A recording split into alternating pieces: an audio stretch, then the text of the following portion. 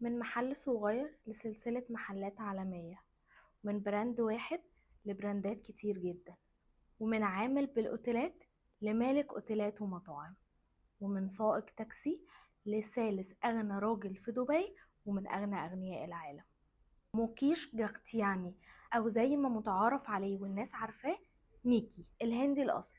والده هاجر للخليج قبل ميلاده بسنة، يعني كانت سنة 1950، وميكي اتولد سنة 1951. لما كبر شوية وجي سن دخوله للمدرسة، والده بعته على مومباي علشان يتعلم هناك. ولما خلص تعليمه الأساسي سافر تاني وراح لندن علشان يكمل دراسته الجامعية ويدرس هناك المحاسبة.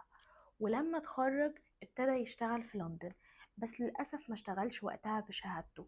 اشتغل كعامل في الأوتيلات، واشتغل كمان سواق تاكسي في شوارع لندن.